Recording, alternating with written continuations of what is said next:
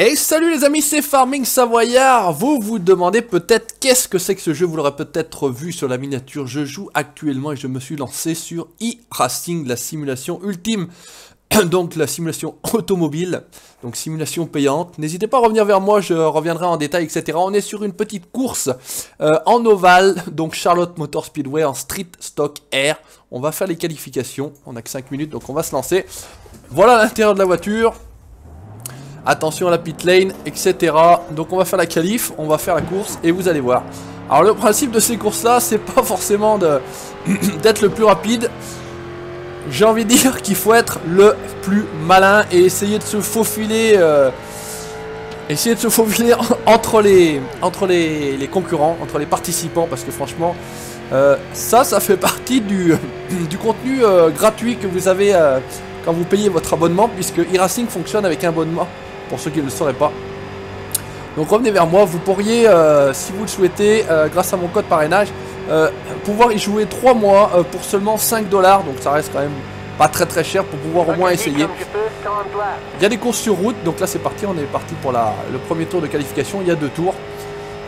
Donc il y a des courses en ovale, ce circuit là, cette voiture là font partie du pack de base, donc vous pouvez rouler tranquillement, il n'y a pas besoin d'acheter quoi que ce soit supplémentaire, parce qu'il faut acheter les voitures, il faut acheter les circuits, quand vous voulez courir dans d'autres catégories. Sur les circuits route, vous avez la MX5 Cup, donc, qui est une voiture assez joueuse.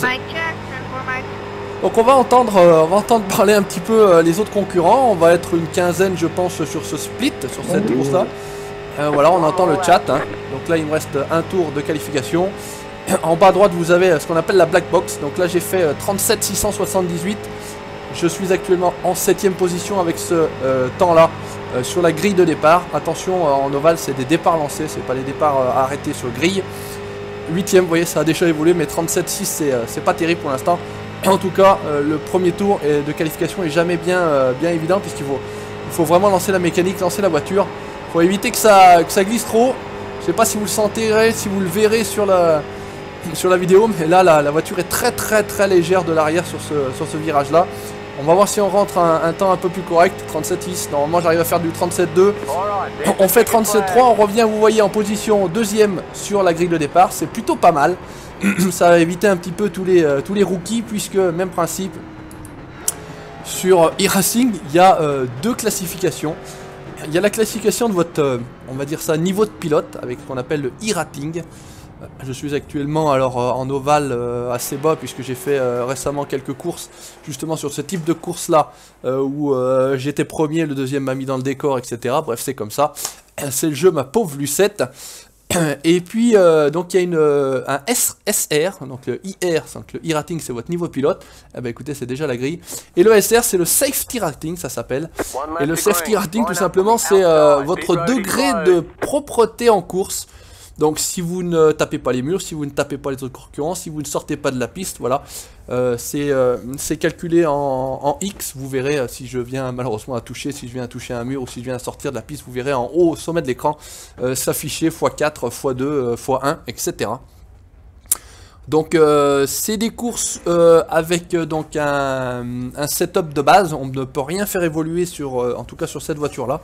On a tous le même, c'est simplement au niveau du pilotage que ça se joue. Deuxième position au départ, c'est plutôt pas mal. Maintenant il va falloir éviter tous les débiles, parce que voilà. Donc le SR, c'est ce que je vous ai expliqué, votre degré de propreté. Vous partez, vous êtes rookie, vous passez en classe D, vous passez en classe C, vous passez en classe B, en classe A et au niveau professionnel. Actuellement au niveau de l'ovale, donc ces courses-ci, je suis en classe D. Donc j'ai passé le stade des rookies. Et au niveau des courses road, ce qu'ils appellent les courses road, c'est les courses sur circuit, avec des Porsche, avec des Mazda, avec des Cadillac, avec tout ce que vous voulez, avec des Skip Barber pour ceux qui suivent un petit peu du e-Racing. Je suis en classe C, donc je suis sur la classe supérieure. Donc on y va. Départ lancé, pour ceux qui ne savent pas comment fonctionne un peu la NASCAR, il y a le pace car devant. On va faire un tour derrière lui. Pardon, toujours la toux, c'est la merde. Et puis à la fin du premier tour, il va se sortir. Le drapeau vert va être lancé. On est parti, vous pouvez constater en bas dans la black box qu'on est parti pour 20 tours. Et le premier qui s'est extrait le plus possible des embûches de cette course sera le vainqueur. Voilà. Donc bah, c'est tout simple. J'espère que vous apprécierez, ça fera un contenu un peu différent. J'en suis à peu près à sur Racing, ça fait à peu près 2 mois que j'ai commencé. Je l'ai fait un petit peu comme ça, je voulais pas vous proposer de contenu sur ce jeu là sur la chaîne. J'ai dit pourquoi pas, je vais quand même montrer quelque chose. J'ai presque quand même 70 ou 80 courses à mon actif, donc j'ai quand même pas mal farmé, pas mal roulé. Et franchement c'est un jeu très addictif quand vous avez commencé ça. Franchement vous avez oublié toutes les autres simulations. Voilà, l'autre il va se barrer, vous allez voir.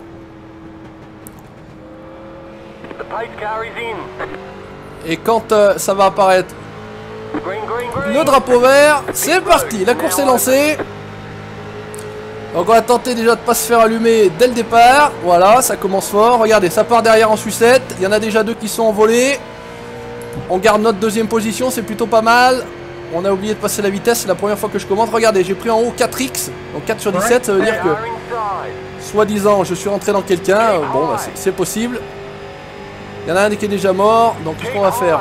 On va rester intelligent. On a le spotter qui nous dit keep high, ça veut dire reste en haut, il y en a un en bas. Voilà, on va le laisser, on va se mettre derrière, prendre son aspiration. Derrière, on a les temps, enfin en bas dans le black box, vous avez les temps relatifs. Donc le quatrième, puisque je suis le troisième actuellement, il est à 5 secondes, donc on a largement de la marge. On prend difficilement du temps quand en plus on n'a personne devant. Ça se travaille surtout à l'aspiration. Donc on va essayer de faire les tours tranquillement, rester à l'abri, bien au chaud derrière eux, et puis on essaiera d'attaquer en fin de course, c'est-à-dire à partir du 15e tour. On verra comment ça va se passer, parce qu'il vaut mieux, à force d'expérience, hein, par rapport à avoir fait des courses et des courses et des courses, rester tranquillement au chaud à l'arrière, se mettre à l'abri, parce que le mec qui est derrière, il fait une connerie, il fait une pépite, ça vous touche, ça vous effleure et ça vous envoie directement dans le mur. La course est finie. Au mieux vous allez au stand pour réparer, au pire bah, la course est terminée, vous attendez la fin. Et puis voilà, donc il y a un système de points pour le e-rating, donc pour le classement des pilotes. Donc je suis actuellement voilà, à 1200, je vous ai dit, et en road à 1500, donc c'est des pilotes moyens, tout à fait moyens, vraiment rien d'extraordinaire. Il y en a qui sont à 3, 4 ou 5000, donc là c'est les professionnels, hein, on soit bien d'accord de ce côté-là. Mais c'est vrai que ça dépend de pas mal de choses, voilà, de la propreté du pilotage, et ça dépend de votre position. Alors il faut arriver à faire la part des choses entre gagner des courses et être le plus propre possible, et puis essayer de progresser, j'ai envie de dire, de progresser dans la hiérarchie. Là il sort très large je trouve, lui là-haut, là je suis obligé de relever le pied. C'est un jeu où, sur le principe, sauf accident devant, on ne touche jamais le frein. Simplement on relève la pédale. Comme on est derrière 7 secondes 5, donc on est largement devant le quatrième.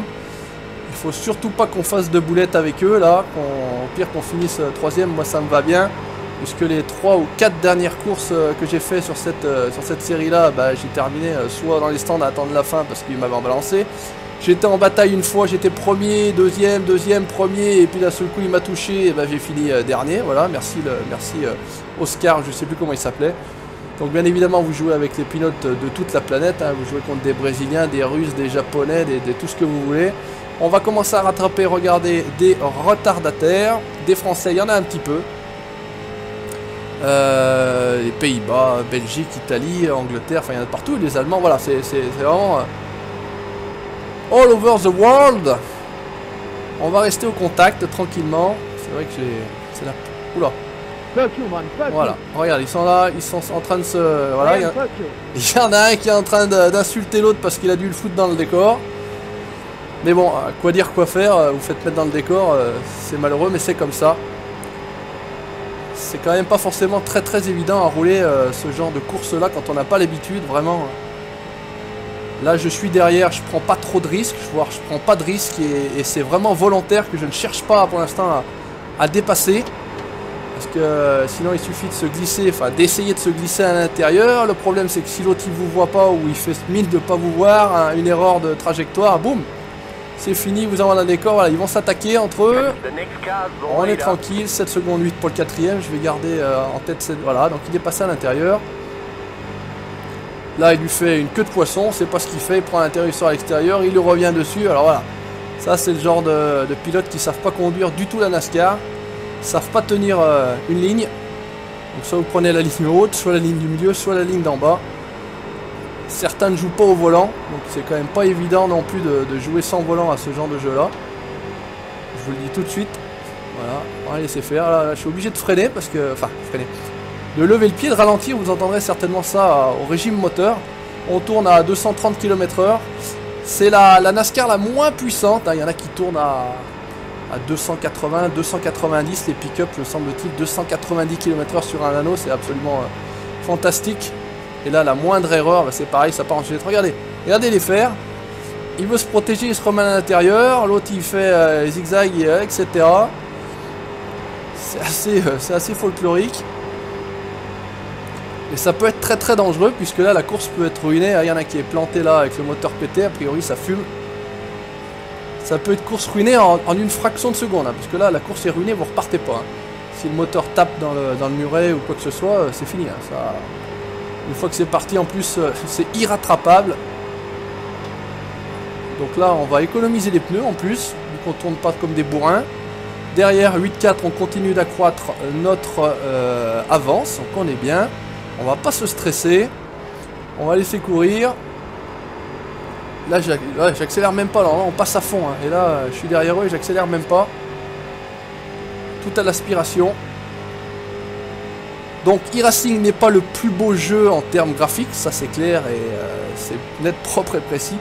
Par contre en termes de ressenti,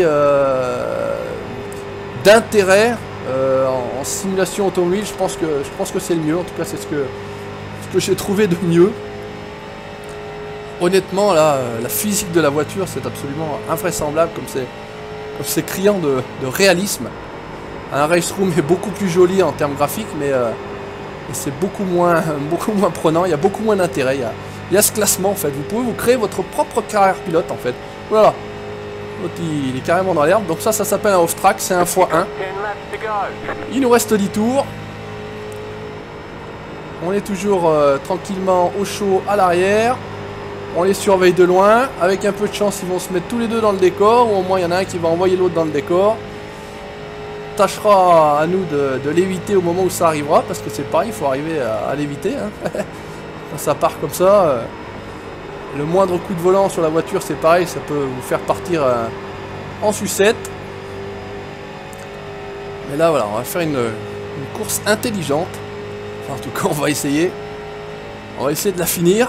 Ça pourrait être pas mal, comme je vous l'ai dit dès le début, même si je finis 3, moi ça va me convenir, puisque je fais marquer des points. En termes de e-rating, de mon classement, et avec un x4 ça devrait aller pour que également je prenne des points pour ma licence en termes de safety rating, voilà. Et voilà, et n'hésitez pas dans les commentaires à revenir vers moi si vous êtes intéressé pour vous lancer, vous me le dites, voilà, je vous expliquerai comment faire. Pour 5 $, vous avez le jeu disponible pendant 3 mois.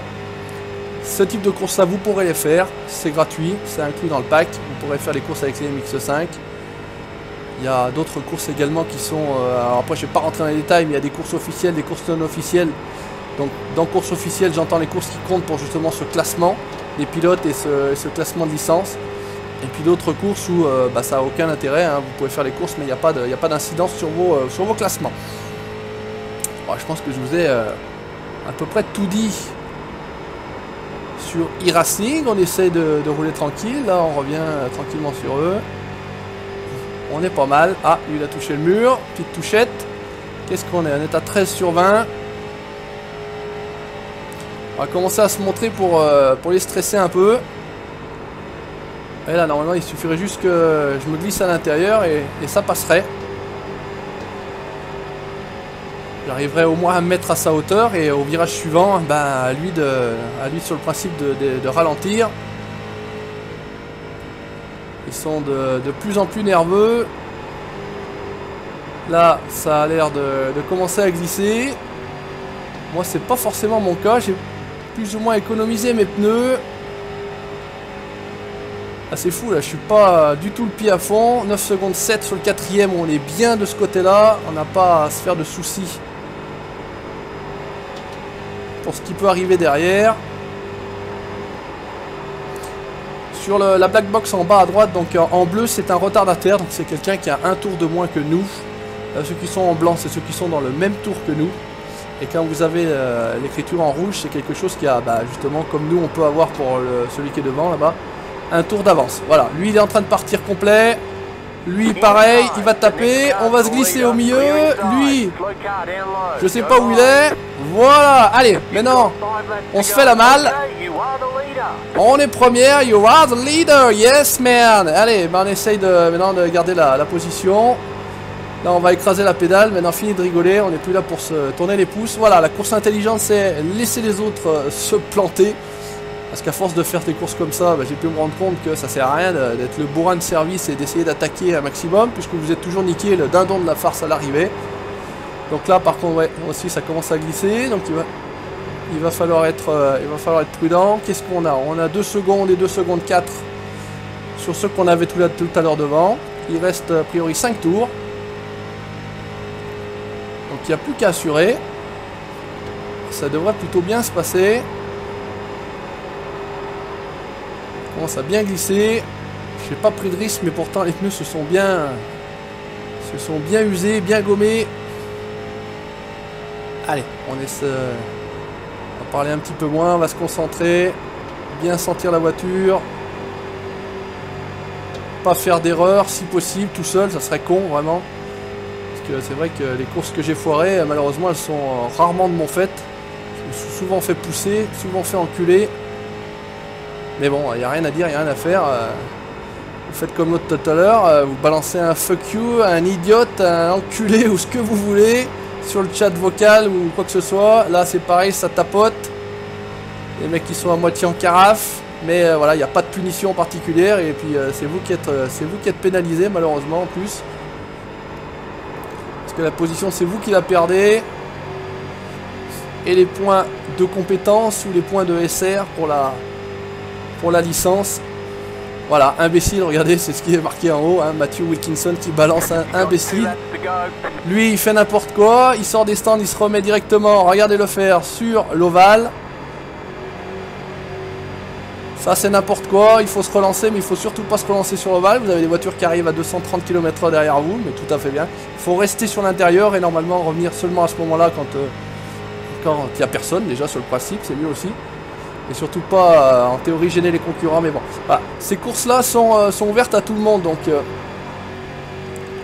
c'est le problème. Il y en a qui sont pas au fait de tout ça, il y en a qui sont un peu plus forts, l'autre il est en train de perdre la voiture. On est en drapeau blanc pour ceux qui font un peu de course automobile, ça veut dire dernier tour. On va assurer. Ils sont à 3-3, à 4-3, derrière c'est un retardataire, devant c'est des retardataires. La première course que je filme les amis, c'est celle qui se déroule le mieux. C'est celle qui se déroule le mieux. J'ai en 70 courses gagné 2 ou 3 courses en road seulement. Et je crois que c'est la première que je vais gagner en ovale. Magique, magique, vous m'avez porté chance, merci à vous les amis. Youpi! Allez, merci mon spotter. Donc quand c'est fini, tout simplement. Putain, mais c'est pas vrai, casse-toi, abruti. Il faut surtout pas se rentrer dedans après. Bonne course, Julien. Merci beaucoup, merci beaucoup. C'est la première victoire, content. Yes. Voilà les amis, allez on sort tout simplement, on fait échappe, donc c'est bien, en plus on est félicité par les collègues français, ça fait plaisir, donc on arrive là, donc au niveau des résultats vous pouvez le constater, j'étais la voiture numéro 4, donc j'en avais 3 meilleurs que moi sur le papier, donc c'est pas mal, en qualification j'ai fait le deuxième temps, et je suis premier à l'arrivée, c'est impeccable, on fait quitter, comme ça. Voilà, donc on se retrouve sur l'interface les amis, donc ça c'est tout simplement les archives, les résultats des archives, donc vous pouvez voir donc la course du jour, donc avec un soft, donc le soft c'est à peu près le niveau moyen des gens, donc c'était pas très élevé, 1026 c'est pas très élevé, on a le winner, donc Julien Orgeas, c'est mon vrai prénom, c'est mon vrai nom, quand on s'inscrit sur e-racing on met son vrai prénom et son vrai nom, et vous pouvez le constater, il y a très récemment, voilà c'était en MX-16, alors j'appelle ça MX-16, c'est la Mazda MX-16, c'est pareil, j'étais victorieux sur le Phoenix International Raceway. C'est une course de road, mais qui est en partie sur un anneau. Bref, on va pas rentrer dans le détail. Je vous montre tout simplement comment ça se passe. Voilà, donc quand vous avez fini votre course, j'ai le tour le plus rapide, hein, c'est marqué en gras. J'ai 6 incidents. C'est ce que je vous disais. Et alors, au niveau de l'e-rating, vous voyez, j'ai marqué 84 points en étant premier. Ben, j'ai marqué 84 points, ce qui me porte à 1244. Je suis actuellement en classe D, c'est ce que je vous expliquais. Le niveau le plus faible, c'est Rookie. Après D, après C, B, A et Pro. Mais bon, voilà, Pro, il n'y a aucune chance que j'arrive Pro. Bref. Et justement, au niveau de la classe, ben, par rapport au nombre d'incidents que j'ai pu avoir, vous voyez, j'ai perdu 0,01. Quelqu'un qui a eu très peu d'incidents, 2 par exemple, lui, eh ben, il a plus 0,09, donc il commence à progresser et sortir tout doucement de la classe Rookie. Si vous sortez de ça, vous avez un interface e-racing comme celui-ci. J'ai mes deux niveaux là, donc je suis en classe D avec un coefficient de 2,60 en ovale, ça c'est le symbole de l'ovale. Pour l'instant ça s'est pas encore mis à jour, je suis à 1160 au lieu de je suis à 1240 au lieu de 1160. Et en road, donc c'est le petit S que vous avez là, je suis en classe C, donc en classe supérieure. J'ai fait un peu plus de courses aussi et ça s'est un peu mieux passé. Et j'ai un e-rating, donc un classement de 1521 points. Voilà. Donc après, pour vous montrer ce que c'est que la MX5, donc vous faites le Global Mazda MX5 Cup. Donc c'est cette petite voiture là que vous avez.